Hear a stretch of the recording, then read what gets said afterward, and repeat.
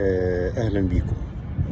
الدولة المصرية العميقة، المصطلح ده ابتدى ينتشر في مصر في أعقاب ثورة يناير المجيدة في 2011. إنما إيه بقى حكاية الدولة المصرية العميقة؟ الدولة المصرية العميقة دي نقدر نقول إنها ابتدت في مصر سنة 1811. ليه التاريخ ده؟ لأنه التاريخ ده ابتدت الدولة تضع إيدها بعمق وسيطرة على كل عوائد الأراضي الزراعية في مصر، أو ما كان يسمى في وقتها الفائض الزراعي.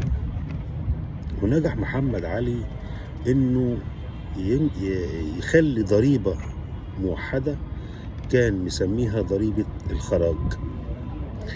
الضريبة دي ابتدت سنة 1813، ومع وجود قرار الضريبة دي أصبح في ناس بمهمتهم يجمعوا الضرايب من الفلاحين، وكل ما كانت الضرايب تزيد كل ما كان بيزيد معاها الفساد والبيروقراطية والتحكم. والناس اللي بيجمعوا الضرايب طبعا في معظمهم كانوا فسدة، وبعضهم كان طبعا نقي ونظيف اليد. لكن ابتدت المحاولات للسيطرة من سنة 1813 لغاية سنة 1816. كانت الفلاحين بتودي المحاصيل الزراعية وتسلمها للملتزمين بتحصيل المحاصيل وجمع الضرائب من الفلاحين. وابتدت يمكن في سنة 15-16 مصر تنجح في إنها تغزو أسواق أوروبا بالمنتجات الزراعية المصرية.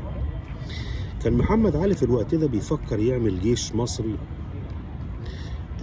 لكن كل محاولاته فشلت لأنه ما كانش عنده الفلوس اللازمة لعمل جيش حديث يساعد في وجود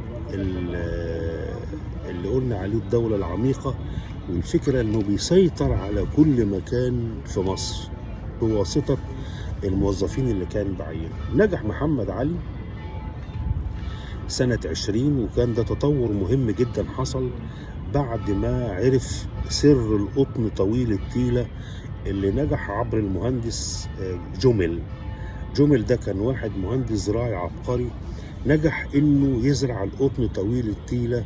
والوقت ده هذا القطن اصبح كنز مصر اللي بتصدره لكل انحاء العالم.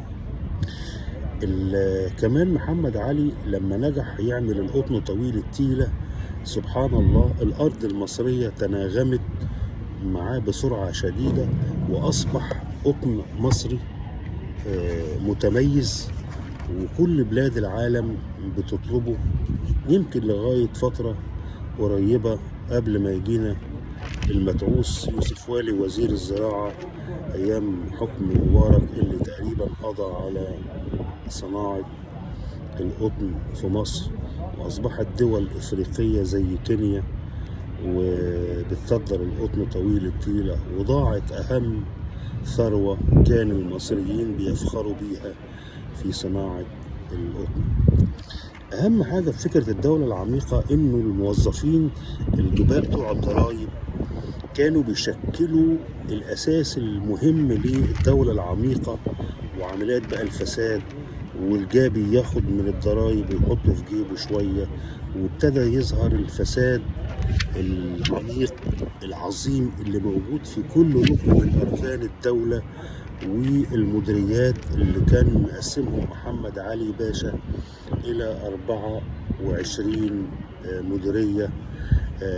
ومن العجيب والغريب إنه مديرية زي الغربية والمنوفية كانت متوحدة، كان محمد علي باشا وحدها في مديرية واحدة، وكان مسميها روضة البحرين.